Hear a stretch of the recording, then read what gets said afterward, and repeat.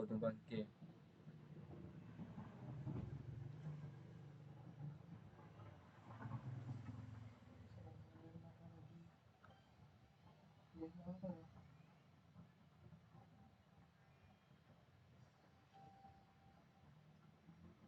Assalamualaikum warahmatullahi wabarakatuh. Perkenalkan, nama saya Vito Nardian dengan NIM 12050113994 dari kelas E. Pada kali ini saya akan menjelaskan tentang normalisasi. Pada sebelum itu, mari saya kenalkan dulu apa sih normalisasi itu. Jadi, normalisasi itu ialah sebuah database proses pengelompokan atribut data yang membentuk entitas sederhana, non-redundant, fleksibel, dan mudah beradaptasi, sehingga dapat dipastikan bahwa database disebut dengan berkualitas sangat baik. Jadi tujuan normalisasi ini adalah ada dua. Yang pertama menghilangkan dan mengurangi redundansi data, dan kedua memastikan dependensi data atau data berada pada tabel yang tepat. Jika sebuah database belum dinormalisasi, kemungkinan terburuk akan merugikan sebuah sistem, seperti insert anomali, situasi di mana tidak memungkinkan untuk memasukkan beberapa jenis data secara langsung di database. Lalu yang kedua, update anomali. Lalu yang ketiga ialah delete anomali. Jadi seperti apa sih database yang bisa dinormalisasi itu? Nah, ada nih jenis-jenis yang bisa dinormalisasi, ada yang tidak gitu. Jadi yang bisa dinormalisasi itu ialah memiliki tipe relasional database. Yang bisa dinormalisasi banyak vendor, DBS atau DBMS atau database management system, diantaranya Oracle, MySQL, SQL Server, PostgreSQL, dan lain-lain.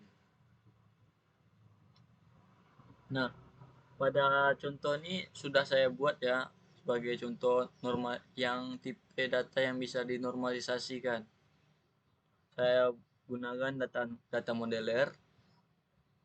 Contohnya itu seperti misalnya kita belanja di Alfamart itu kan, misalnya di Indomaret. Nah, seperti ini contohnya, ada tabel barang, kode barang, barang 001, barang 002, nama barangnya, lalu harganya, lalu tabel transaksi, seperti struk itu disebut tabel transaksi, dan tabel detail barang. Seperti misalnya Indomie ayam geprek yang kecil, yang jumbo gitu kan banyak ada detail barangnya gitu. Nah, kita buat juga seperti barang detailnya, kuantitasnya dan harganya, lalu kode fakturnya. Nah, bagaimana sih cara melakukan normalisasi database ini?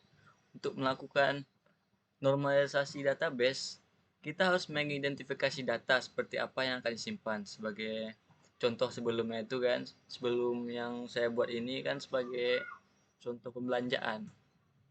Nah, contoh ini termasuk data I1NF, yaitu suatu tabel dikatakan 1NF jika dan hanya jika setiap atribut dari data tersebut hanya memiliki nilai tunggal dalam satu baris.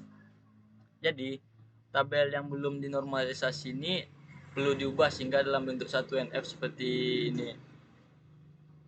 Nih, saya detailnya tuh jadi 1NF. Jadi satu tabel gitu aja gitu bentuknya. Nah, 2NF tuh lalu ada juga 2NF. 2NF nih jadikan dua tabel itu seperti ini yang saya blok ini. Lalu jika jadikan 3NF nih semua ini, jadi masuk 3NF ya. 3NF itu tidak diperkenankan adanya parsial atau transitive dependensi dalam sebuah tabel. Jika 2NF dia tuh tidak diperkenankan adanya partial functional dependency kepada primary key dalam sebuah tabel. Nah, jika masih bingung, akan saya buatkan dalam data modelernya sebagai gimana sih prosesnya itu gitu. Proses dalam pembelanjaan struk, misalnya kita ke Alfamart kan, nah seperti inilah contoh data data yang dikeluarkannya, data prosesnya tuh gitu. Jadi, kolom harga pada tabel detail barang digunakan untuk menyimpan harga barang pada saat proses transaksi. Jadi, meskipun kolom harga pada tabel barang berubah, naik atau turun, harga barang yang ada pada detail barang tidak ikut berubah. Jadi, fix dia seperti itu. Harga barang yang ada pada tabel detail barang, dia yang ini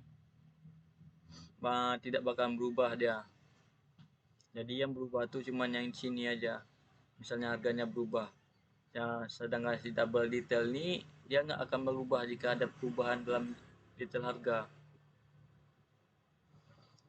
Lalu, bayangkan jika kita tidak menambahkan kolom harga pada tabel detail barang, maka akan terjadi total invoice. Invoice ini sebagai tabel akan terjadi transaksi itu sebagai kode fakturnya, sebagai misalnya kita dapat struk lah gitu ceritanya. Akan berubah sehingga berubahnya harga barang. Nah, seperti itu jika dijadikan ke data modeler, maka detail barang ini kita letakkan di tengah kan, karena dia memiliki transaksi. Bisa transaksi cuman detail barang cuma bisa memiliki satu transaksi, sedangkan transaksi bisa dalam transaksi ini bisa memiliki banyak detail barang. Nah, jika detail barang ini banyak kan, barangnya satu cuman detail barangnya itu banyak, bisa ini one to many juga. Nah, jika teman-teman tidak tahu cara membuat ini, di video saya sebelumnya sudah saya jelaskan bagaimana ini, saya jelaskan apa sih one to many dan lain-lain. Dan pada proses normalisasi ini, seperti inilah hasil normalisasi yang pada atribut sebelumnya. Nah, sekian dari saya. Jika ada salah, mohon dimaafkan. Assalamualaikum warahmatullahi wabarakatuh.